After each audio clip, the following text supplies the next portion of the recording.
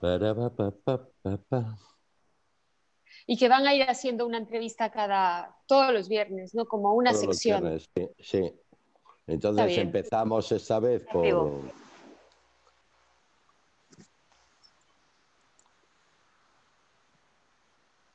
buenas noches, queridos seguidores de esta sección de En Primera Fila del Teatro Sánchez Aguilar, que hemos querido hacer para seguir cerca de vosotros a pesar de esta situación mundial que nos tiene a todos confinados en nuestras casas. Ya es nuestra tercera sesión de En Primera Fila y hoy nos encontramos con una de mis más queridas actrices y amigas del panorama teatral de esta ciudad de Guayaquil, con Montse Serra. Cuéntanos, Montse, ¿cómo estás llevando en casa este aislamiento por el coronavirus?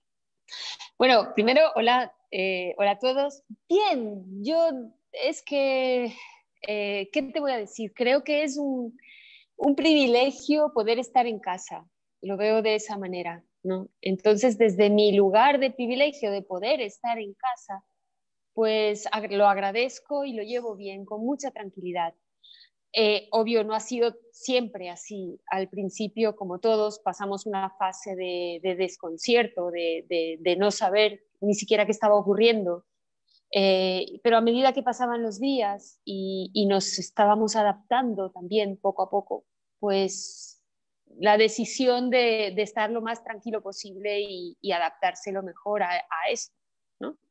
Yo he de Aceptarlo. confesarte, sí, yo he de confesarte que al inicio, en esa incertidumbre que tú comentas, yo pensé que lo iba a llevar peor, pero finalmente no, también la verdad es que estoy feliz y como tú dices, ¿no? Somos, somos privilegiados de poder estar en nuestras casas y dedicarle tiempo a hacer otras cosas que en el día a día, cuando estamos con todo nuestro tal, esto nos permite pensar, repensar, leer, estudiar, analizar, reflexionar, Sí, filosofar, si queremos, sí. y es Tú bueno, ¿no? sabes, tú sabes que me he encontrado haciendo y la primera vez que fui consciente de eso me sorprendió mucho. Había algo que hacía mi padre que cuando yo era pequeña entraba, por ejemplo, donde él estaba y lo encontraba sentado sin hacer nada, aparentemente. Y yo le decía, ¿qué hace? Y él me decía, estoy pensando. Tú sabes que ahora con el coronavirus yo me he encontrado nada, pensando, mirando la pared, mirando la ventana, pensando, solamente eso. Y es algo que creo que no hacía de esa manera, no sé desde hace cuántos años. Imagínate. Y a mí es algo que me gusta, no hacer nada, a mí no me... Siempre me dicen, pero no te aburres. Y digo, no, yo no me aburro, yo estoy con mis pensamientos, con mis cosas y no me aburro. Nunca, en mis 63 años de vida ya casi, que el próximo mes los cumplo, nunca me he aburrido, nunca he tenido la sensación de aburrimiento, ni cuando Uh-huh. era adolescente tan siquiera, nunca. Uh-huh. Sabes que lo entiendo, lo entiendo. Este término de aburrirse quizás es hasta más, no sé, más actual, ¿no? Quizás, no lo Sí, sé. quizás. Bueno, yo tenía amigos ya que se aburrían entonces, ¿eh? Porque no sabían coger un libro, no eran capaces de simplemente de no hacer nada, de dejar que sus pensamientos fluyan, les podía con eso, tenían que siempre estar activos y lo de leer no les hacía mucho a algunos de ellos y sí, era, oye, salgamos, salgamos, que me aburro en casa, que no sé qué hacer, que... Pero es verdad que se está bien. Y ya que mentabas a tu padre, porque además de cómo lo has estado anunciando y lo hemos estado anunciando, de que vamos a hablar de esto que nos apasiona y de que es nuestro motor de vida, que es el teatro, a mí me gustaría hacer una visión de quién es Montse Serra. Y aprovechando que hablabas de tu padre te llevó a España, tu padre es catalán, bueno, para los que no lo sepáis, Montse y Serra Sí. Buah. es un nombre y un apellido muy, muy Sí. catalán de Cataluña, España, ¿sí? la Virgen de Montserrat.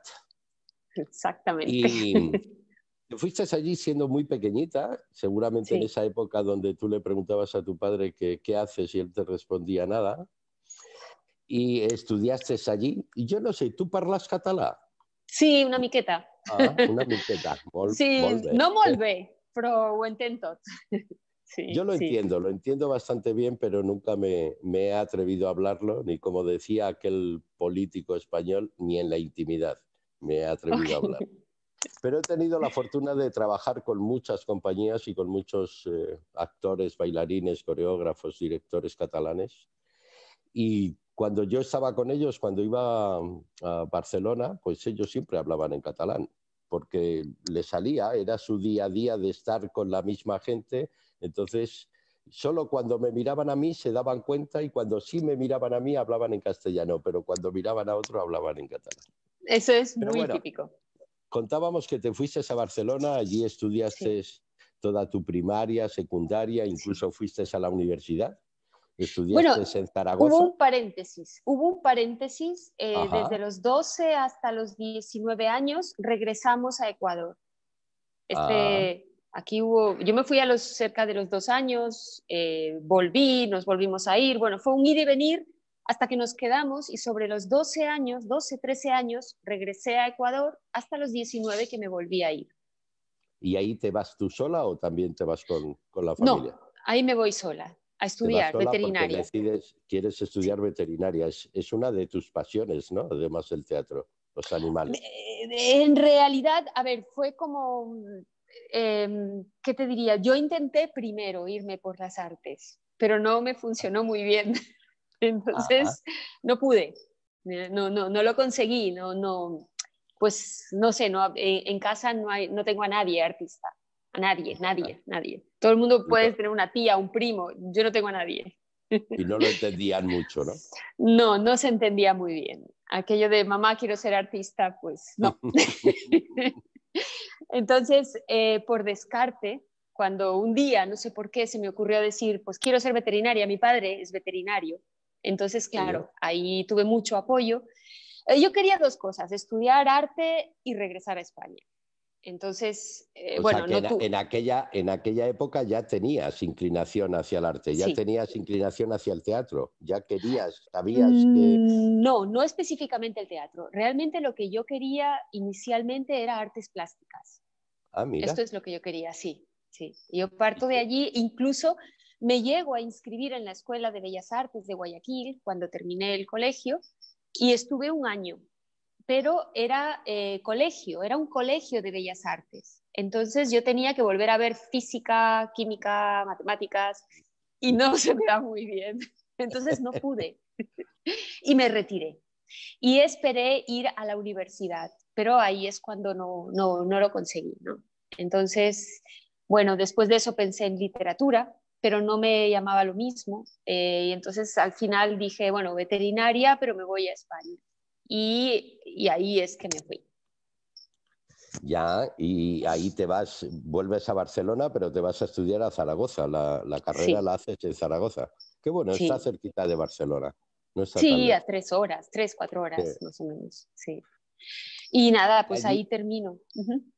empiezas a ejercer y ahí es cuando tienes, por lo que he leído, tienes tu primera experiencia que tiene que ver con tu trabajo de veterinaria, con la empresa donde trabajabas, tu primera experiencia con el teatro.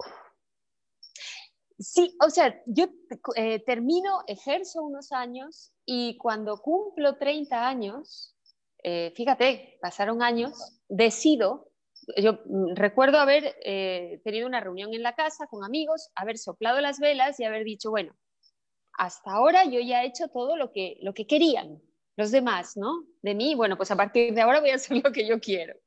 Ok. Pero yo no sabía qué quería tampoco, Ramón. O sea, yo sabía que me llamaba muchísimo la atención todo lo que era la parte artística, pero no me definía. Fíjate que podía haber ya entonces, con 30 años, haber vuelto a pintar o haber empezado, pero no lo hice. Y un día paseando cerca de mi casa. Perdona, ¿en esta época estás en Barcelona o en Sí, Zaragoza? no, en Barcelona. Yo terminé la Estás en carrera Barcelona y y te vas regresé a a Barcelona. Barcelona, Ok. sí, sí, porque ahí tengo familia. Entonces, paseando no, iba a mi casa y veo un cartel de fotocopia, nada, fotocopiado, pegado en la pared de una casa, iniciación a la interpretación para jóvenes y adultos. Y dije, pues esto es lo que yo quiero hacer. No sé, y ahí empecé. Y entonces me di cuenta que el teatro para mí significaba, pues, reunía todas las artes, ¿no? Todo lo que me gustaba, todo lo que me llamaba la atención. Desde la Ok. plástica, música, dramaturgia, todo aquello que me deslumbraba y que no sabía ni cómo hacer, ¿no? ¿Y esos primeros años de tu educación en artes los haces en esta escuela de aquel anuncio del papel pegado en la pared? 4 años. Eran unos chicos que acababan de graduarse en una academia de Barcelona, una academia privada, Ajá. y pues tenían que empezar y se pusieron a dar clases. Y yo empecé ahí. Cuando empecé y confirmé que era lo que me gustaba, intenté entrar en la Universidad eh, de Cataluña, de Barcelona, pero yo ya pasaba la edad. En el ¿Ya? Institut del Teatre. En el Institut del Teatro, pero era hasta los 25 años y yo ya estaba fuera.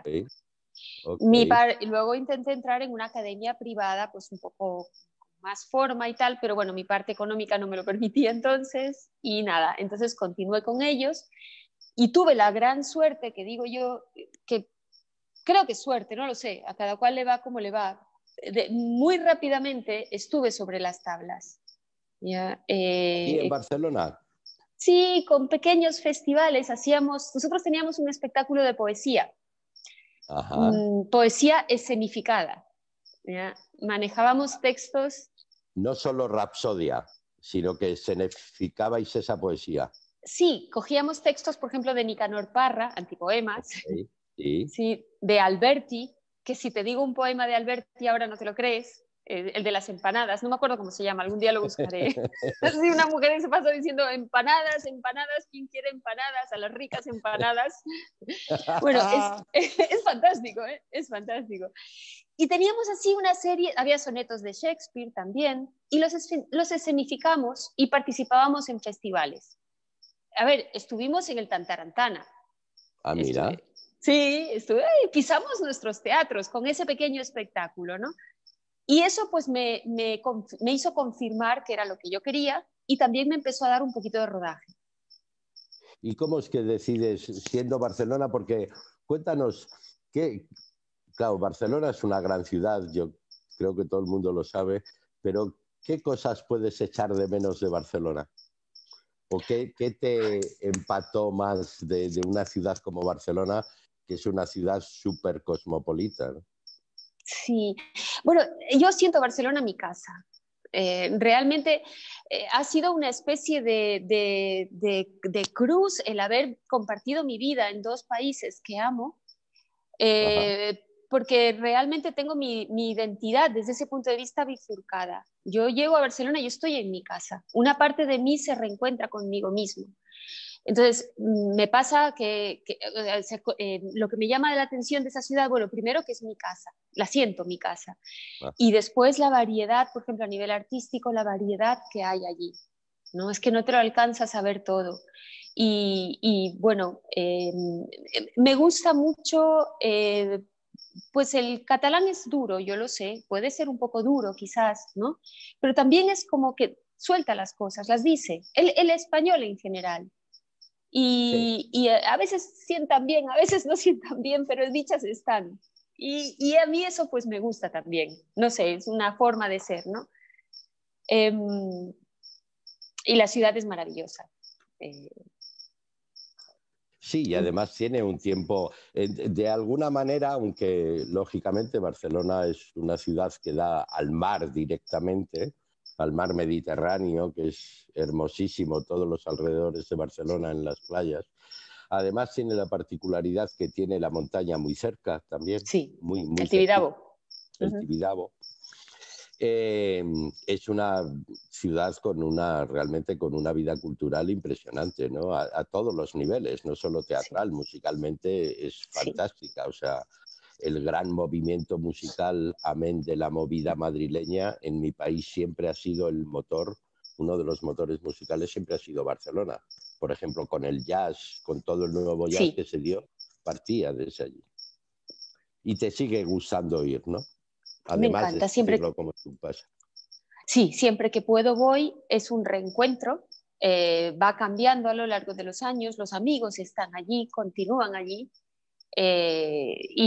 Bueno, los vínculos se fortalecen. Parece que mentira, ¿no? Yo tardé mucho tiempo en regresar. Yo desde que volví a Ecuador tardé 6, 7 años en volver bueno, por un momento pensé quizás ha sido demasiado tiempo, pero no.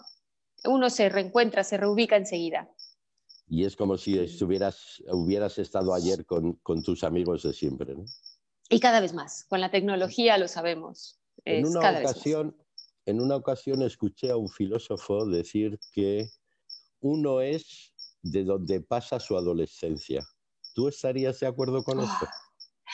Oh, es que es un poquito lo que te dije antes. Lo que me pasa es que estoy dividida en dos, porque mi adolescencia la pasé aquí, Claro, por y eso. desde los 12 o 13 a los 19, y realmente a mí me impactó. De hecho, yo cuando estoy aquí extraño allá y cuando estoy allá extraño aquí. Entonces es como me siento muy bien en los dos lugares. Yo amo Guayaquil, es una ciudad dura, difícil, pero la amo. Eh, Me siento muy bien aquí, de hecho he construido mi vida aquí. No sé qué decirte, yo no sé si uno es ¿Y, de algún lugar al final. y cuál es ese clic que te ocurre para decidir volver en el año 2000, creo que fue, vuelves a Guayaquil, ya Sí. teniendo, digamos, iniciada allí una parte artística con un grupo, con una Sí. compañía? ¿Qué clic hace ahí en la cabecita de Montse Serra que decide volver a Guayaquil? Bueno, no fue como, ¿qué te digo? Fueron las circunstancias, realmente. No es que yo decidí volver, pero porque tuve unas circunstancias personales que me hicieron empezar, tenía que volver a empezar. Yo trabajaba en esa época, tenía mi grupo artístico, íbamos haciendo cosas. Eh, yo tenía un gran hándicap allá, y era, a pesar de que hablaba catalán, mi acento no era catalán, ¿ya? Sí, Y mi sí. catalán no era perfecto. Entonces, eso a mí me impedía, estamos hablando de 20 años atrás, prácticamente más de 20 años atrás, pues la sociedad quizás no estaba tan abierta como ahora. Entonces, el hecho de en teatro, había un mercado en Sí. castellano, pero el Pero 90% era muy poquito, sí. era muy poquito. Entonces yo tenía ahí un gran problema como para artísticamente, tenía que, lo lógico hubiera sido que me cambiara de ciudad, que me fuera a Madrid. Ya. ¿Ya? Entonces, lo que yo hice fue, formamos una empresa de teatro de empresa. Hacíamos teatro empresarial, una empresa canadiense, Teatro a la Carta, Ajá. eh, aterrizó en Barcelona con una filial que se llamó Acto Seguido, se llama porque de hecho todavía están, Continúa. Sí. continúan, y pues hacíamos teatro de empresa. Eso me permitió dejar veterinaria. ¿Ya? Yo dejé la carrera, dejé de ejercer como De veterinaria ejercer. durante más o menos 2 años, casi 2 años. Entonces yo vivía de mi trabajo del teatro de empresa y continuaba con el grupo ensayando, teníamos un pequeño local subterráneo, un teatro de barrio, y ahí pues hacíamos todo, hacíamos Sartre, hacíamos Pinter, hacíamos pues a nivel de barrio, ¿no? Qué Pequeño, bueno. pequeño, sí. Y Y nada, y decides me volver llegó, acá. decido volver acá porque mis circunstancias personales fueron tales que me tocó volver a empezar. Perdí mi trabajo en el teatro de empresa y bueno, una serie de cosas y yo dije, bueno, pues tengo que empezar a la edad que tengo. Tenía Ecuador también en el corazón, Sí. Entonces dije, bueno, pues ya he estado mucho tiempo aquí, me voy para el otro lado a ver qué pasa. Y eso fue lo que Y hice, agarré.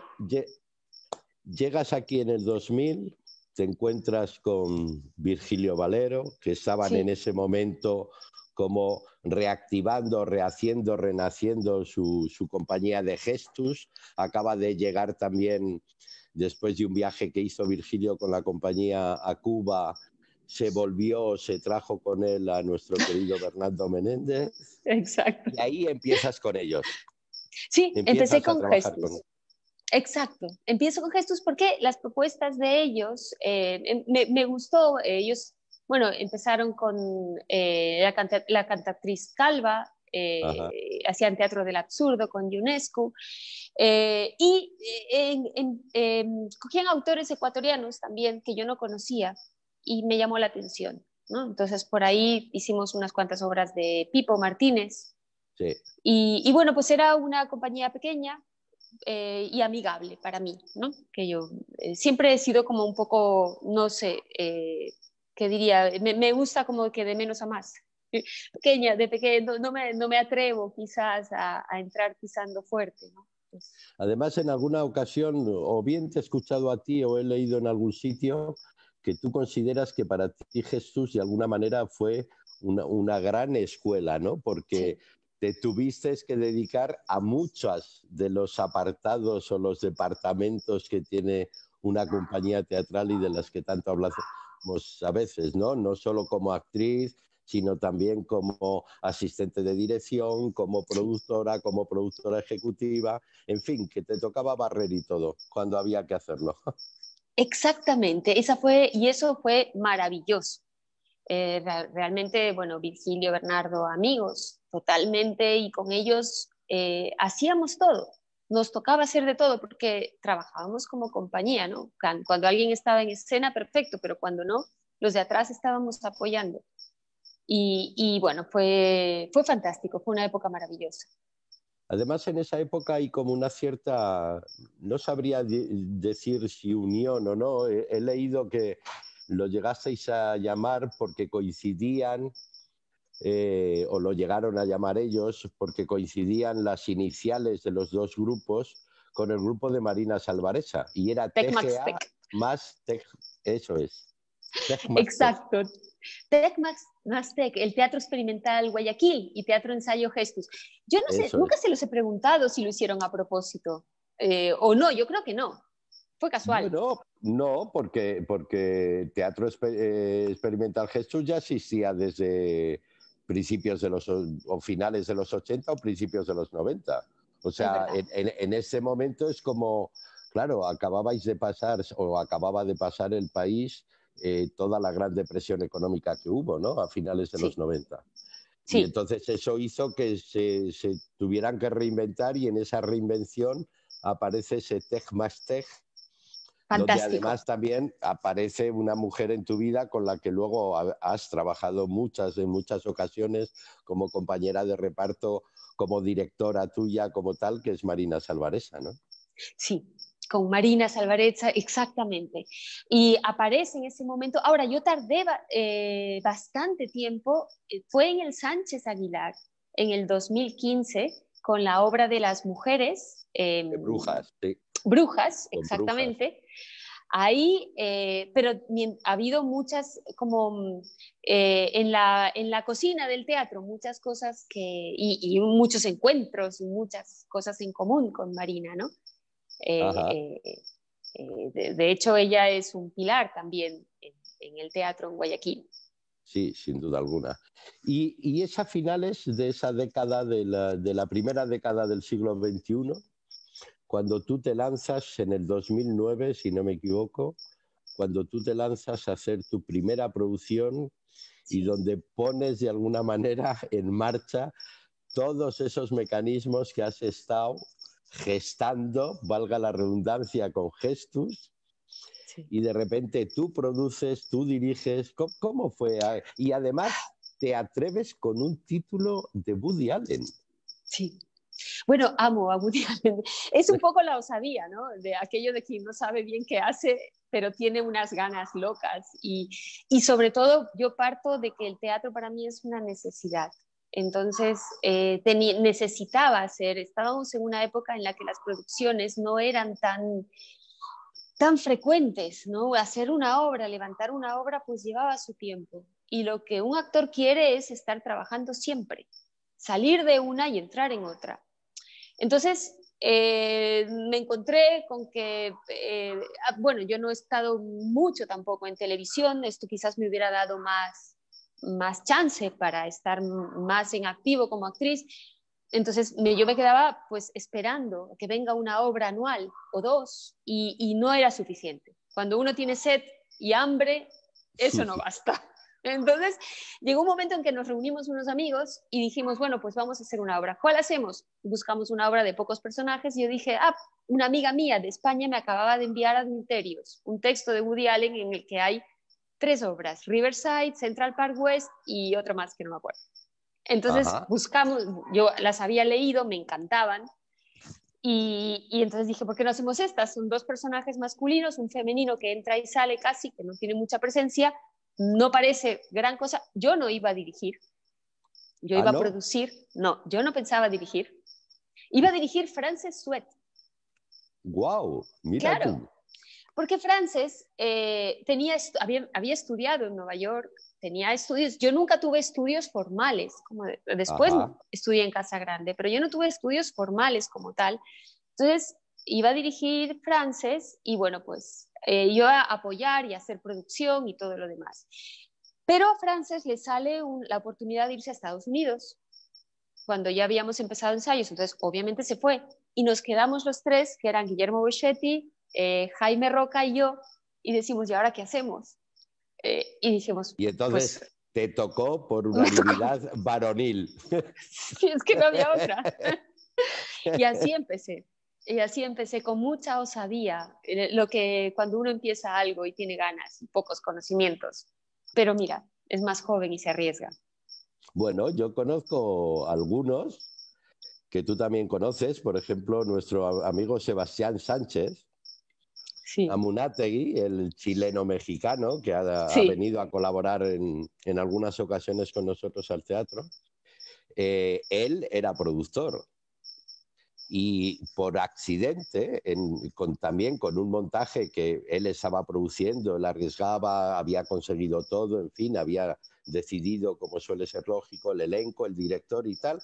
Empiezan los ensayos y el director, no sé muy bien los motivos, creo que fue por enfermedad, de repente lo deja, lo tiene que dejar y Sebastián dice, ¿y qué hago ahora? Y ahí se lanzó él a dirigir, él nunca había dirigido, él tiene formación teatral pero nunca había dirigido y se lanzó a la aventura de la dirección. O sea, que hay veces que la vida te lleva por algunos derroteros que tú no es que los hayas planificado, pero que aparecen. ¿Y cómo fue? Exacto. ¿Cómo fue ese enfrentarte ahí? Además de la osadía, ¿qué recuerdos tienes?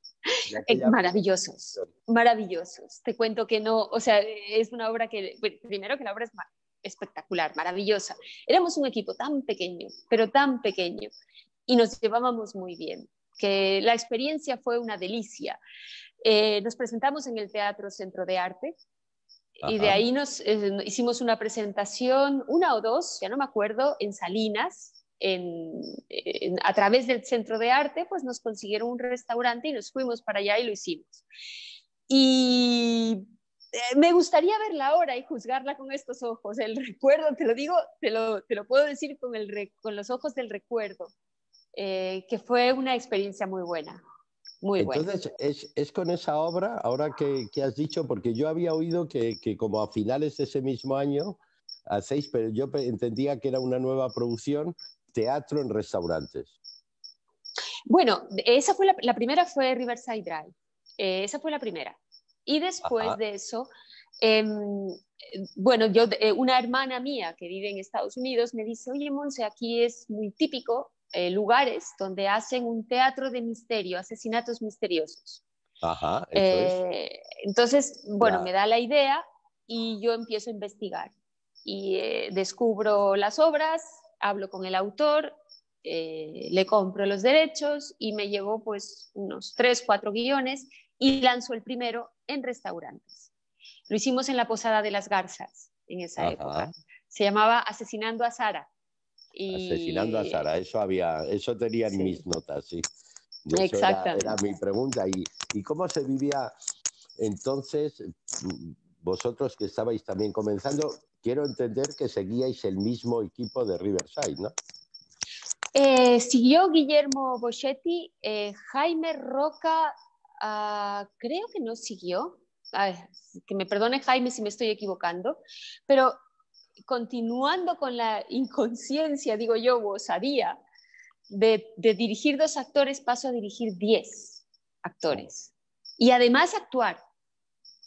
Entonces, y además actuabas en la misma... Y producía, y produje. Entonces, eso es, digo, no sé, no lo haría hoy, obviamente. Hoy soy más consciente, ¿no? La inconsciencia total y absoluta. Bueno, bienvenida y bendita inconsciencia que nos hace movernos hacia adelante siempre. Exactamente, siempre, es lo que yo digo. Dime. No, que dentro de la inconsciencia manejaba la conciencia de saber que lo que estaba haciendo era por ganas, por hambre y por sed. Y nunca, eso sí lo he tenido todo bastante claro, no he pensado que ya había llegado a ningún lugar, sino que simplemente estaba en el inicio de un camino que quería continuar. O sea, el lanzarme a hacer algo también me hizo tener los pies muy en la tierra y saber qué terreno pisaba. Yo tan solo en una ocasión he tenido oportunidad de estar como espectador en un espectáculo de estos de cena, ¿no? Donde había, en este caso no era un asesinato, pero también había mucha interrelación con el público, porque además, claro, no tienen por qué estar atentos. Ellos están comiendo, están escuchando, están mirando. ¿Cómo fue esa experiencia? Lo que pasa es que yo compré un paquete americano. Los americanos son muy, lo tienen todo muy regulado y muy cronometrado. Sí, todo. Entonces ellos te dicen, a los 10 minutos de que todo el mundo entra, los camareros tienen que servir, tienen 3 minutos para colocar los platos, Eso lo intentamos hacer, no salió exactamente igual. ¿Cómo te puedes imaginar? Me lo puedo imaginar, sí. Entonces, pero nos sirvió para darnos cuenta que era un producto que debía ser bastante regulado dentro de nuestras posibilidades. Entonces, Piti, creo que se llamaba Piti, la dueña de la Posada de las Garzas, ella se emocionó mucho con el proyecto y entonces con ella dijimos, bueno, pues en lugar de que los camareros entren y tal, porque era muy difícil controlar al público, el público quería pedir algo cuando no se debía y el camarero no se atrevía a no ir, entonces ahí estaba el conflicto. Entonces dijimos, hagamos una cosa, hagamos un buffet, que la gente se levante y coja un solo plato y se siente, y así nos aseguramos de que ya no se van a volver a levantar, ya tienen la comida en la mesa. Entonces lo hicimos así, ¿no? Y bueno, y entonces ya si alguien quería pedir algo de beber, el camarero ya más o menos le decíamos por dónde íbamos a pasar y bueno, lo fuimos solucionando. Pero sí, realmente en Estados Unidos funciona diferente. ¿Y cómo respondió el público de Guayaquil? Porque para ellos aquello era totalmente algo novedoso, fuera de todo. Como tú decías, era difícil porque ellos querían la bebida cuando ellos querían y no cuando el guión de la obra se lo tal. ¿Cómo lo recibieron después de...? Sabes que muy bien, o sea, realmente fue muy bien. Tuvimos como 2 fines de semana, de 3 días cada fin de semana, llenamos. La capacidad aconsejada para un producto de las características está entre unas 80, 120 personas más o menos, ¿no? Llegamos a tener hasta 175 personas, imagínate. Nos fue muy bien, llenábamos. La gente se adaptaba. ¿Sabes lo que me daba más miedo a mí? Más que el camarero y tal, que decíamos, bueno, aquí vamos a improvisar todos. Lo que me daba más angustia es que efectivamente hay una interrelación con el público. Y estaban todos los actores, todos lo teníamos muy claros. Vamos a intentar acercarnos, pero si leemos que la persona no quiere, automáticamente nos retiramos y buscamos a otra persona. Es decir, nunca incomodar era la consigna. Sí, porque además en esta obra o en este tipo de obras no es solamente que la interrelación sea porque estás comiendo, cenando en este caso, es porque ellos tenían que adivinar quién era el asesino. Exacto, hacíamos un concurso, había un premio al final y bueno, la verdad es que mucha gente adivinaba quién era el asesino. Luego teníamos que sacar entre todos los que habían adivinado al azar un nombre, ¿no? Para darle Ya, a esa persona el premio. Pero nos fue muy bien. Y además es que nuestros premios eran pues cenas en restaurantes o yo qué sé, ahora no me acuerdo, pero eran o cenas o eran botellas de vino también dábamos y teníamos gente que estaba dispuesta a colaborar siempre. Porque lo presentamos no solamente en la Posada de las Garzas, lo presentamos también bajo el IMAX, en el mira. museo. Hay un lugar que es maravilloso en Guayaquil, que es un teatro divino, donde está el Museo de Guayaquil en la historia. Allí Ujú. hay un auditorio. Hay un pequeño Es auditorio, sí. un pequeño auditorio. Lo presentábamos allí también. Mira. Entonces, sí, lo presentamos en varios lugares, ¿no? En un restaurante que se llamaba no, eh, que estaba en Piazza Seibos también, Lolita, creo que se llamaba el Ok. restaurante. O sea, estuvimos en algunos lugares y la verdad que Oye, tuvimos buena acogida. y teniendo en cuenta que eso, que te has movido en casi todas las facetas del hecho escénico, como productora, como directora, como actriz, eh, incluso adaptando algunos textos, creo, ¿en cuál te sientes más cómoda? ¿Hay alguno que te inclina más que otro o no? ¿O depende de cómo... Bueno, ya entiendo que luego depende cómo venga, porque si no vende nada vas tú para producir. Pero ¿en qué te sientes más cómoda en toda la experiencia que has tenido a lo largo de estos años? Me encanta actuar, Ah, me gusta mucho estar allí. Eh, Dirigir me gusta. Y eso que lo digo, la faceta de dirigir es la que me causa más conflicto, ¿no? El decir soy directora, no suelo decirlo.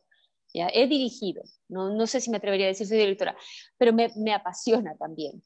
Me gusta muchísimo porque creo que, que cuando más he aprendido como actriz es cuando he podido dirigir una obra porque he podido entender lo que me pedían, lo que me pide un director, a raíz de que estaba afuera, ¿no?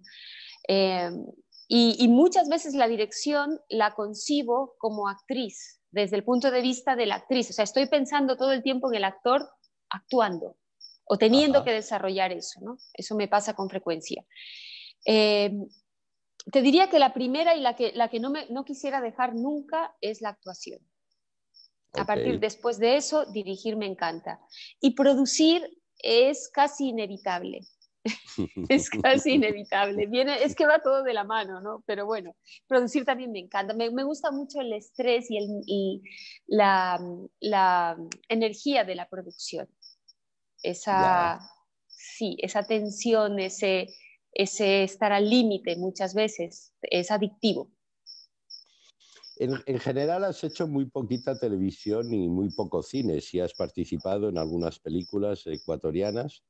¿Esto es por decisión propia, porque no ha habido proyectos que te hayan interesado, porque te tira mucho más el teatro que el audiovisual?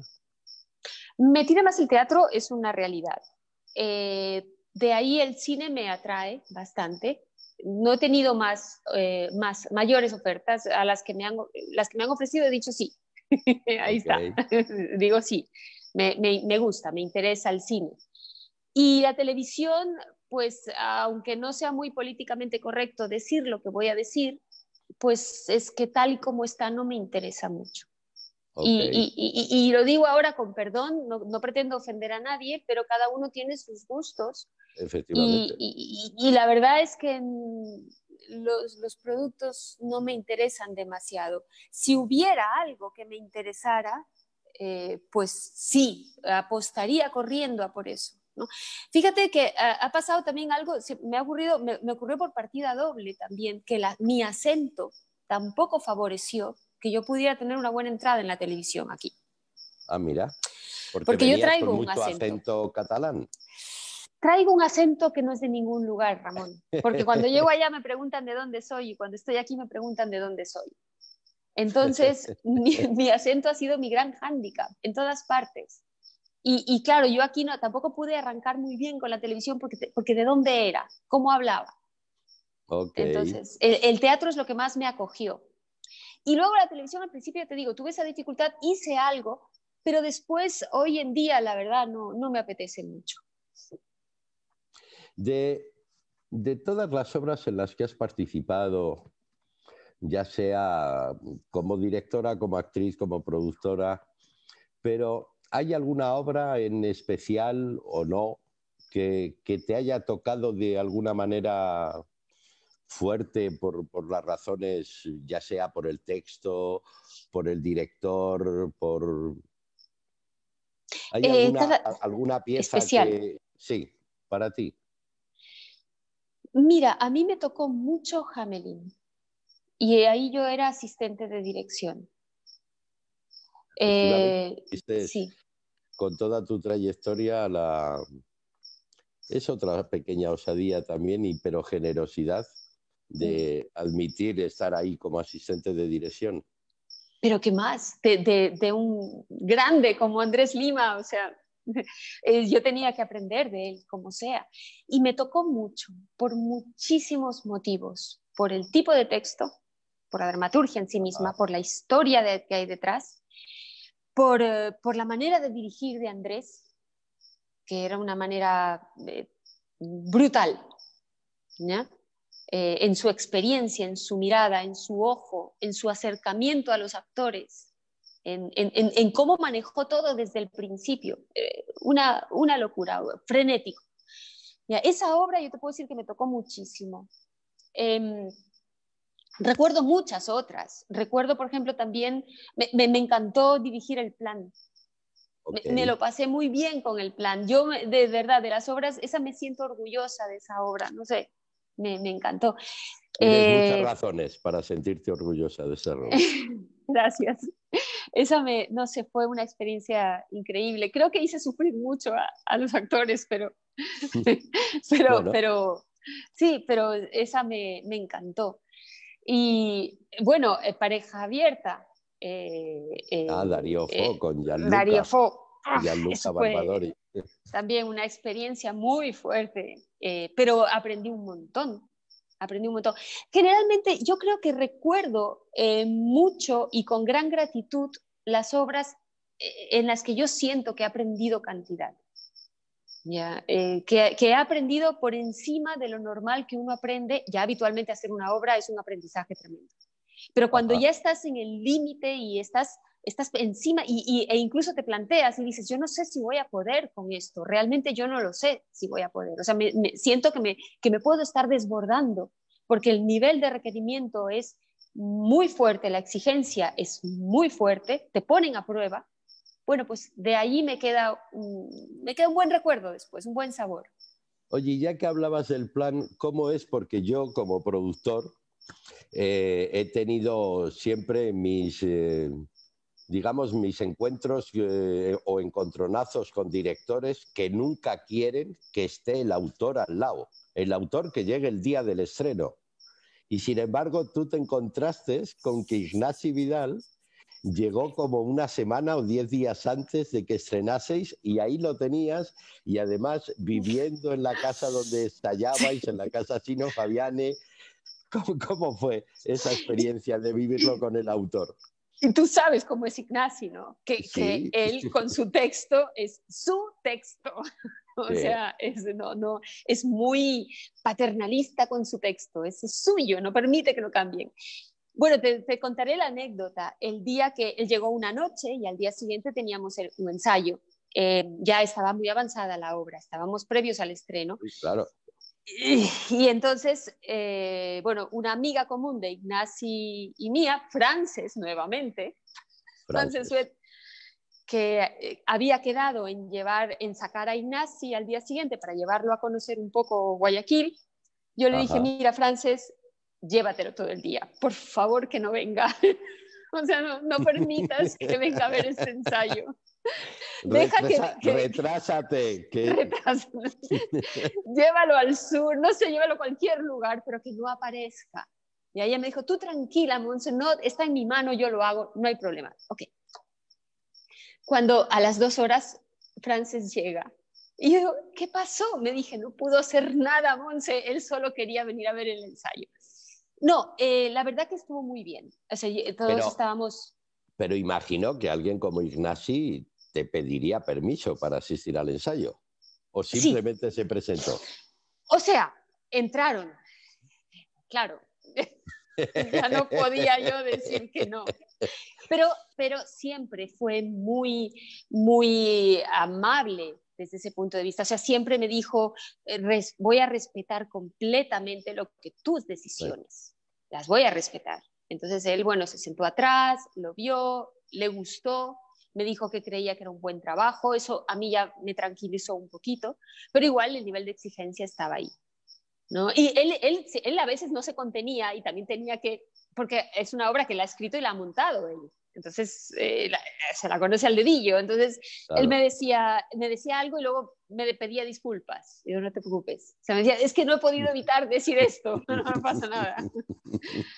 Sí, además, como bien decías antes, Ignasi es de esos autores que siempre dicen, mira, yo cuando escribí este texto lo pensé mucho. Pensé dónde iba la coma, dónde iba el punto y coma, en dónde le quería poner el acento.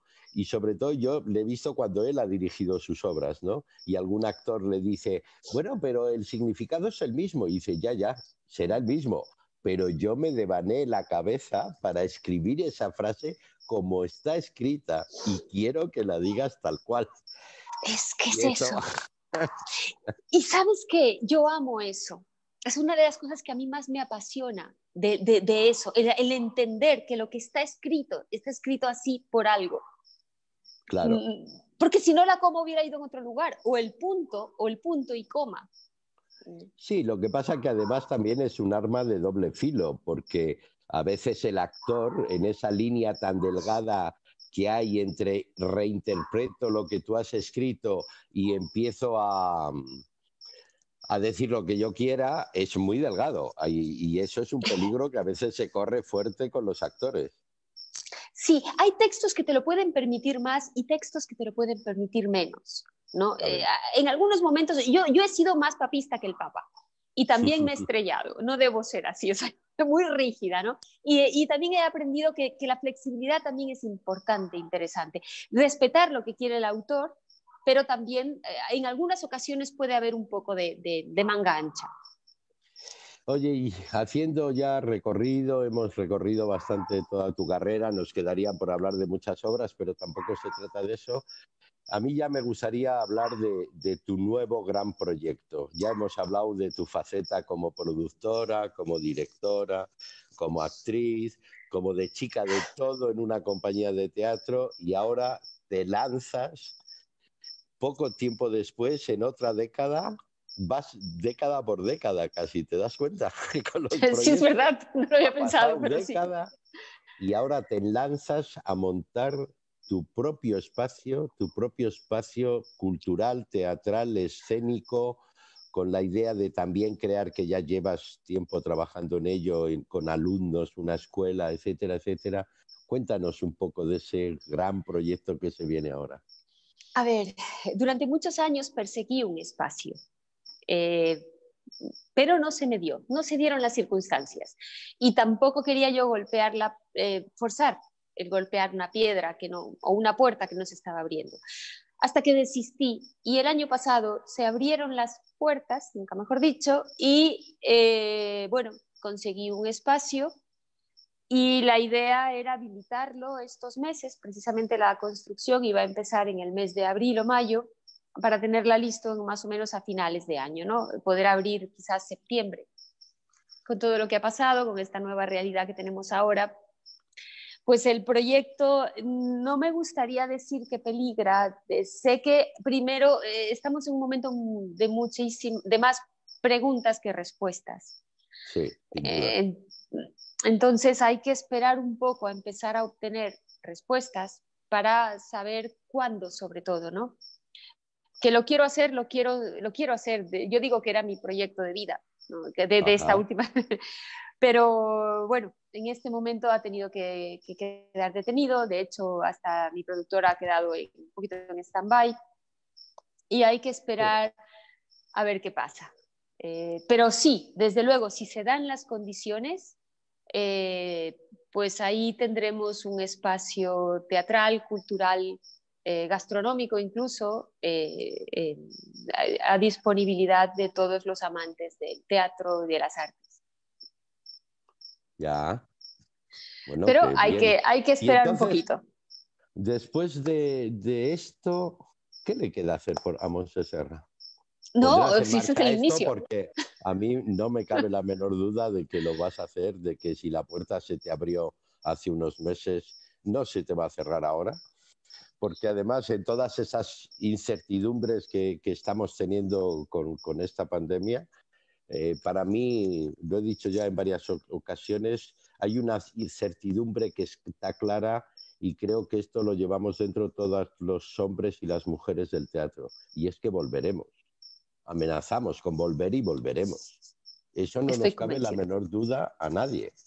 Hombre, No el sabemos teatro ha cuándo. sufrido muchas guerras también, ¿eh? Y Muchas. muchas, y está aquí, hoy. Y hombre, afortunadamente en esa guerra, porque lo podríamos denominar así, es una guerra de toda la humanidad contra este bichito que todavía no sabemos de dónde salió.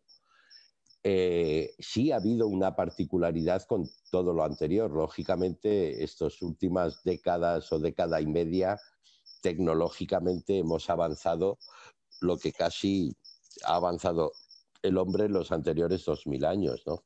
En Sí. perspectiva. Y es verdad que ahora tenemos este medio que, por ejemplo, nos permite, llevando 2 meses fuera del teatro, más de 60 días ya en este aislamiento, nos permite tener un montón de contacto con nuestros seguidores que ahí están.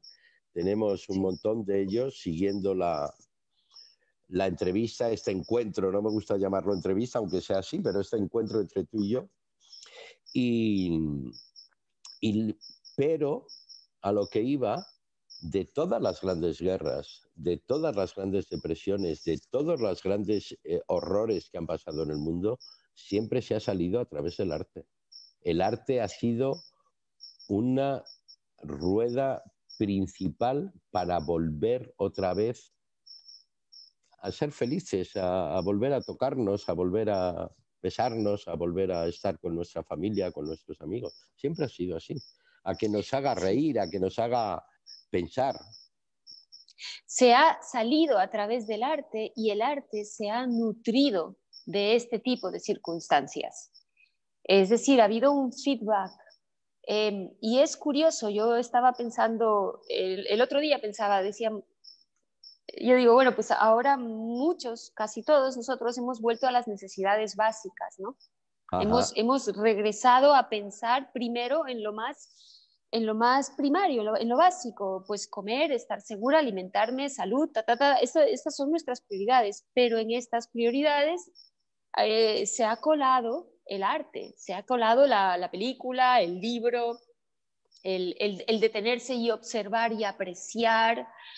Puede ser un cuadro que tengamos en casa, puede ser una imagen que veamos en redes sociales. Es decir, el arte está dentro de esas necesidades primarias del ser humano. Lo que pasa es que de alguna forma sí nos cuesta reconocerlo, ¿no? Sí, posible. O sea, lo consumimos con naturalidad, pero a veces no nos detenemos a pensar que es una necesidad básica. O sea, quítennos toda la posibilidad de ver una película en este Sí. confinamiento ¿Qué y hubiera es como si, sido? ¿qué hubiera sido? ¿Qué hubiera sido de muchos de nosotros sin tener la posibilidad que nos han dado, además con la generosidad que ha sido por parte de los artistas y de los creadores, regalarnos su música, regalarnos su teatro, regalarnos puertas abiertas de los grandes museos? Todas las plataformas de libros han puesto cientos y cientos y miles de libros a disposición del que se lo quisiera bajar. ¿qué hubiera sido de tanta gente que se ha quedado en su casa sin poder acceder a muchas cosas si no hubieran existido estos mecanismos? Para que luego Este digan poder que no es estar una... hoy, hombre, Es que hubiera sido muchísimo más difícil. Hubiera sido una... Porque hay supervivencia física y hay supervivencia emocional. Entonces, creo que la parte artística alimenta y mitiga nuestra supervivencia emocional. Entonces, pero a veces cuesta reconocer esto, ¿no? Y parecería que es como un lujo. Y sin embargo, no, lo tenemos, no lo es. no lo es, no lo es una necesidad. Ahora hablabas de esa necesidad de alimenticia, me has hecho recordar una frase que dijo Federico García Lorca, el gran dramaturgo universal, no solo español, que en la época de que estábamos prácticamente a punto de entrar en mi país en la guerra civil, ante un ministro de Educación que le decía que era más importante dar pan que dar cultura, le dijo, pues en vez de una barra de pan, de media barra y un libro, y hará un país más libre y más inteligente. Imagínate, qué gran verdad. Claro. A lo Qué mejor gran se verdad. podría pensar. Y hay otra frase grande que yo no la conocía, la he recordado o la he aprendido en estos días de la pandemia, donde puedes estar leyendo muchas cosas, sobre todo yo, alrededor del mundo cultural, ¿no? Y entonces en España hay un gran movimiento para ver qué va a pasar, cuándo van a abrir los teatros, los cines, no sé qué. Pero también hay un movimiento, como lo puede haber aquí y en otros países, de decir, no, pero la cultura que sea lo último, no, la cultura no hay que ayudarlo tanto, no, siempre están pidiendo, etcétera, etcétera, etcétera. Y entonces alguien recordó una frase que dijo Winston Churchill cuando acabada la Segunda Guerra Mundial. Su ministro de Economía le dijo, tenemos que rehacer el país, hay que cortar el presupuesto en cultura y en educación, que es lo que mejor podemos controlar. Y Winston Churchill le respondió a su ministro, ¿y entonces para qué hemos hecho una guerra? Fantástico. ¿No? Y esto es fantástico. Así. Tenemos mucha gente que nos está siguiendo, Monse, y bien. Algunos piropos que te echan, por ejemplo, Andrés Munizaga, que dice, espectacular su actuación en Hollywood somos nosotras. Felicidades. Gracias. Como Ben Davis. Oye, charlando, te cuento que ya ha pasado casi la hora, ¿eh? Llevamos ¿En serio? 57 minutos Oh, cielos. de No me di cuenta. Yo tampoco, la verdad, ha sido un placer y un gusto charlar contigo. Tenía algunas cosas más porque vamos a hacer un pequeño, aunque nos alarguemos un poquito. Luego Venga. Mi compañera Melanie me tirará de los pelos que no tengo, de la barba sobre todo. Que te quiten lo bailado.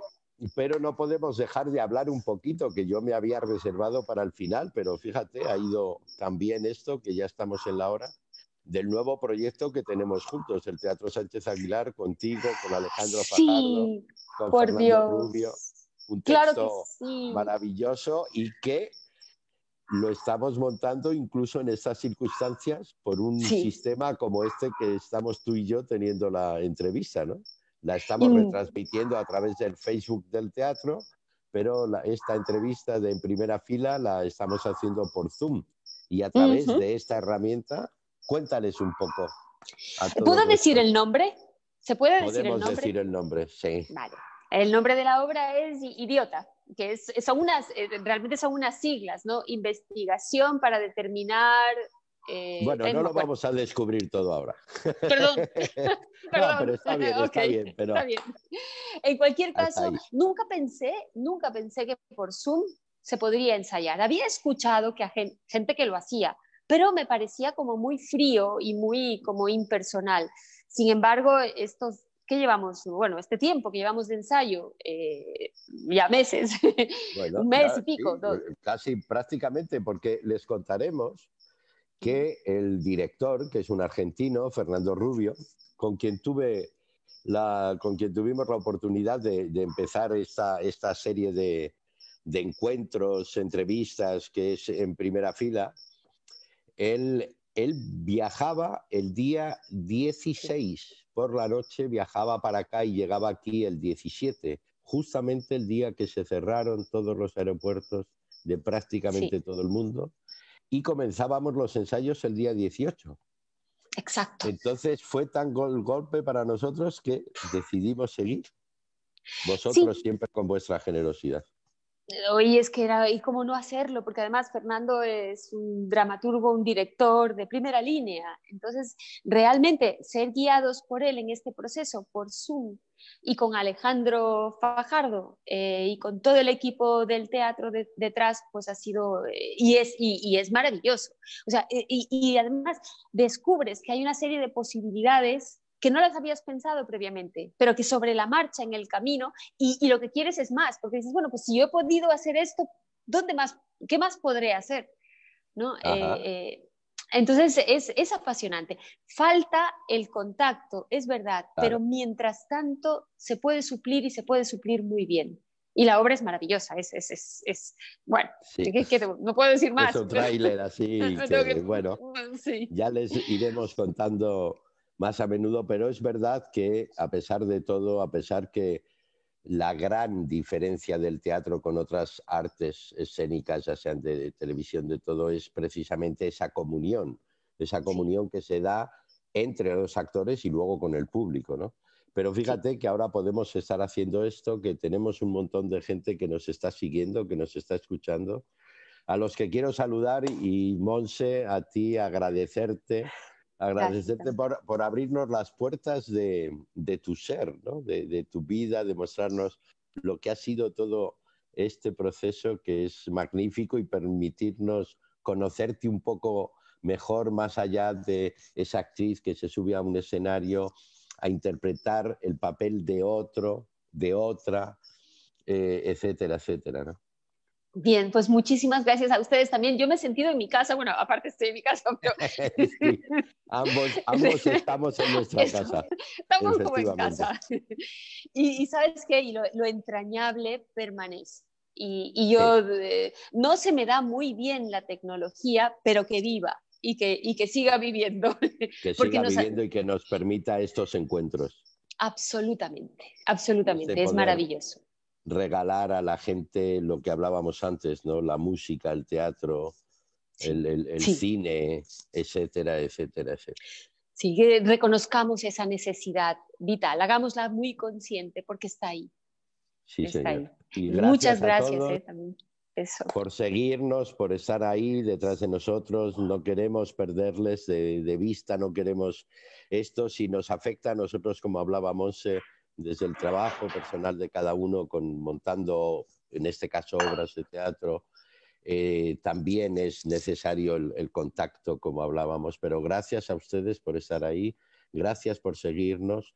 La próxima semana tendremos en esta pantalla de ordenador, celular y tal, aquí conmigo en primera fila, a otra actriz, a una actriz mucho más joven, que está recién iniciando su carrera, pero que está iniciando con fuerza, eh, que es Sanine Adam, oh, y que, maravillosa. bueno, intentaremos también conocer un poco más de ella, de la Sanine Adam, que también tuvo que bregar lo suyo por aquello de que lo del arte no parecía, pero ahora ya todos la apoyan absolutamente. Gracias a todos, les esperamos la próxima semana. No olviden que tenemos otras actividades, tenemos el encuentro del FOM, nuestro festival de otra música, aquí en las plataformas, en las redes, en su casa, desde casa. Y vamos a tener la semana que viene con nosotros a dos grupos ecuatorianos que le están dando fuerte. El martes a Rumbolé y el jueves a Da Palm desde Quito. Esto es lo que tiene también el tener esta conexión, hace posible estas cosas. Monse, gracias por Gracias ser como eres, por tu tiempo y por todo. a ustedes. Muchas A gracias. ustedes. Hasta pronto. Chao. Chao.